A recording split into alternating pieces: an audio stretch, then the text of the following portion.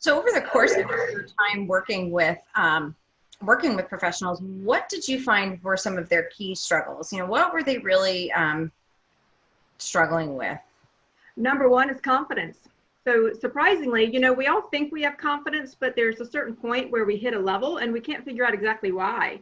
And this was something that was so intriguing because as I was working in all these industries, I met incredibly talented people.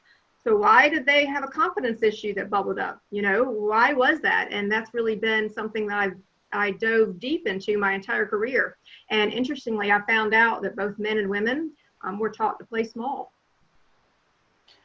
So what would you say to people who are struggling with confidence? I mean, I'm sure there are a lot of people struggling with this. I'm sure I struggle with this, and Brian struggles with this. I'm sure you struggle with this. So what is your advice for those people?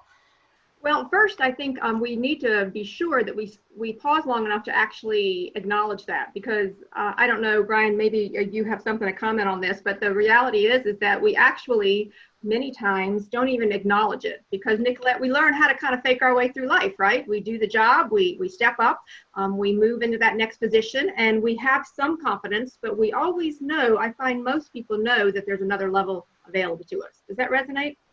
Mm-hmm. Yeah. Do you think people, as they sort of move up the chain, have you seen like they get almost like less confidence because the more at risk, is it harder to have that confidence in what you're doing? It is, but I think it's more than that, Brian. What I have found is that there's this expectation that someone else has the answer. So what's really interesting is that we actually go through life being trained that the doctor has the answer, the minister or the priest has the answer, the elder in the family has the answer. And so we spend much of our life looking outside of ourselves for the answer. Mm-hmm. And what's really intriguing is that, yes, as we advance, we certainly find we're more risky, but sometimes we're still looking for somebody else to have the answer when all of a sudden we are them. Mm-hmm. We have arrived and we are the ones that everybody else is looking towards. Mm-hmm. That's kind of like when I became a parent and I went, oh crap, no, now you want me to give you the answer?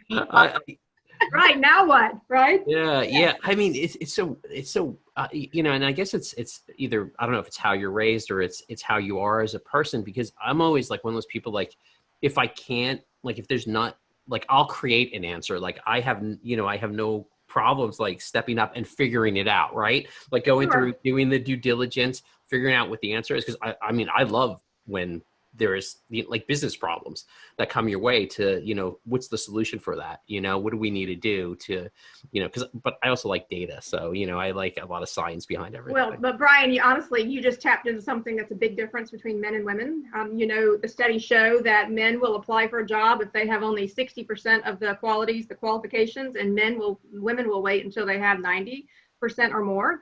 Because Brian, you tapped into it right there, is that you're actually brought up to believe that you'll be able to discover this and achieve it at any point. And Nicolette, what we're often taught and have come to believe is that we need to be sure that we can do it so we don't fail.